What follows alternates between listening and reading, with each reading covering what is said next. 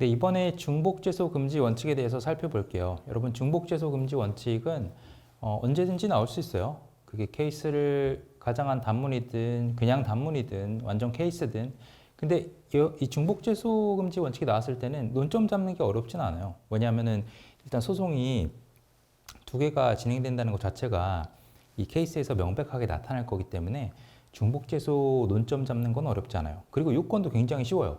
요건은 당사자 동일, 소송물 동일, 전소 계속 중, 후소 제기 이 세 가지거든요.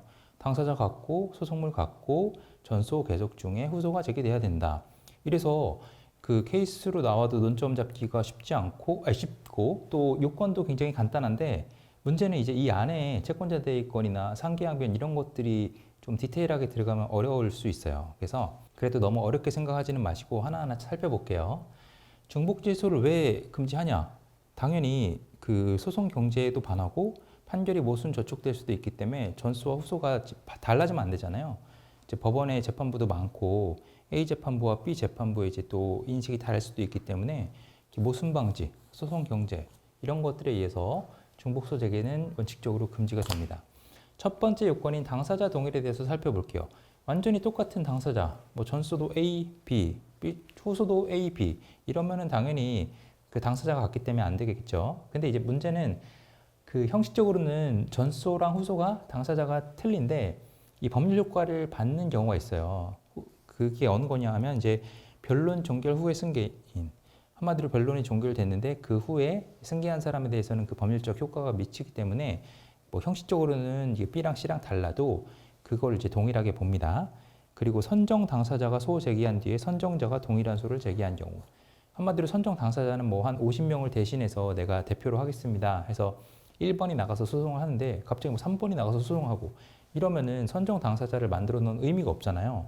이 50명을 대신해서 1번 당사자가 대신 대표로 소송을 하는 거기 때문에 이런 경우에도 형식적으로는 다르지만 사실상 당사자가 동일하다고 봅니다.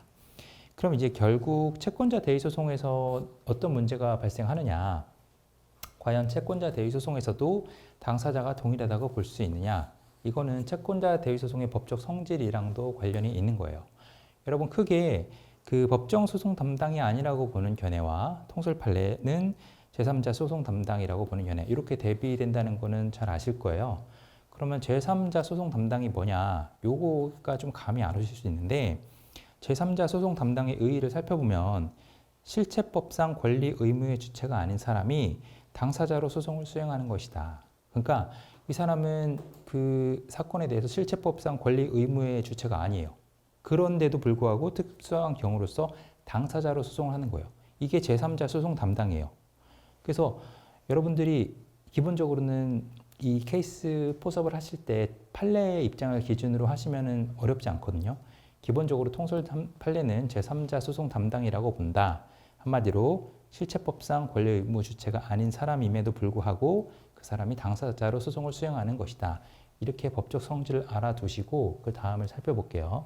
판례는 어떻게 판시하고 있냐면 제3자 소송 담당이라는 전제 하에 채권자 대위 소송에서 채권자가 궁극적으로 다투는 것은 채권자 자신의 실체법상 대위권 존부가 아니라 채무자의 제3채무자에 대한 권리를 다투는 것이다.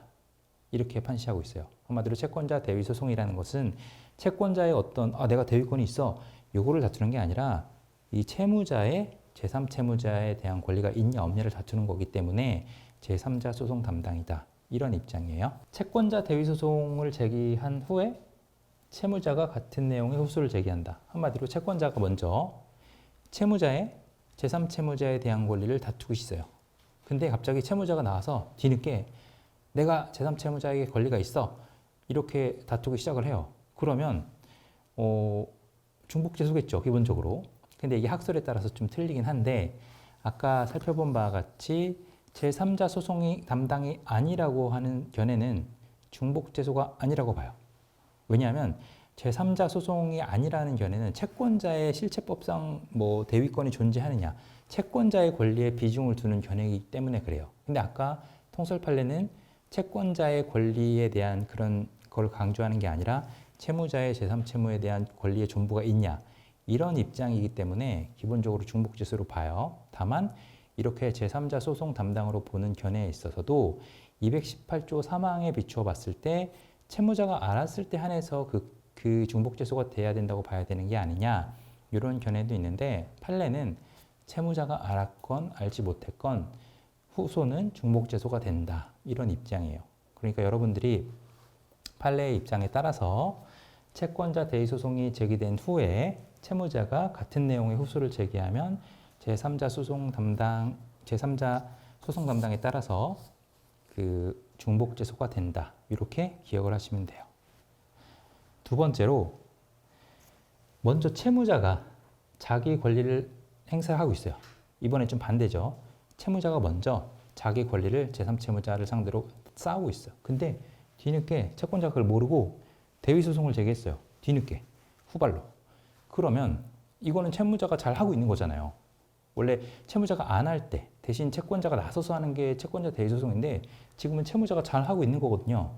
그러니까 뒤늦게 채권자가 나서면 안 돼요. 그래서 통설 판례는 중복재소에 해당한다. 내지는 당사자 적격이 없다. 그래서 각하돼야 된다. 이런 견해에 있어요. 이건 어렵지 않죠? 그 다음에 채권자 대위소송이 계속 중에 다시 다른 채권자가 또 대위소송을 제기해요. 채무자가 여러 채무를 지고 있나 봐요. 채권자 A, 채권자 B, 채권자 C, 채권자 D 이렇게 있는데 이 채무자가 아무 권리를 행사하지 않고 있으니까 먼저 A라는 채권자가 나서서 소송을 하기 시작했어요.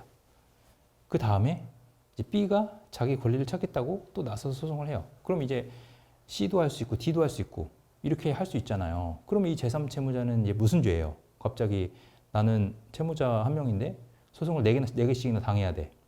이런 경우도 생길 수가 있잖아요.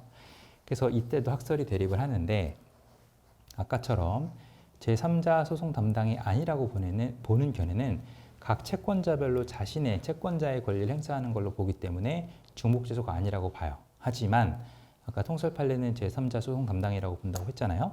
그래서 아까와 마찬가지로 1번 케이스, 2번 케이스랑 마찬가지로 채무자가 알았을 때 한해서 이게 중복재소가 된다라고 보는 견해도 있고 채무자가 알았거나 알지 못했거나 상관없이 중복재소로 보는 견해도 있습니다. 역시 판례는 채무자가 알았거나 알지 못했거나 상관없이 언제나 중복재소가 된다고 봅니다. 그래서 여러분 케이스로 나왔을 때 채권자 A가 채권자 대위권을 행사해 소송을 하고 있는데 갑자기 채권자 B가 또 새로운 채권자 대위 소송을 제기했을 때 이 소가 중복재소에 해당하느냐라고 봤을 때 이 세 가지 학설을 적시하시면서 판례는 중복재소로 본다.